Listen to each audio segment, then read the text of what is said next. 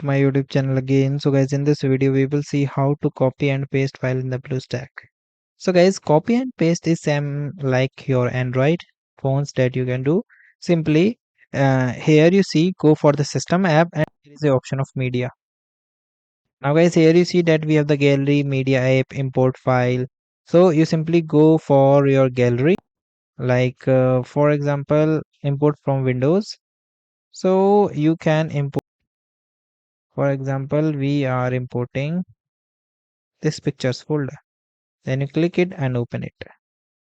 Okay, so here there is a no matching, so again go and import file.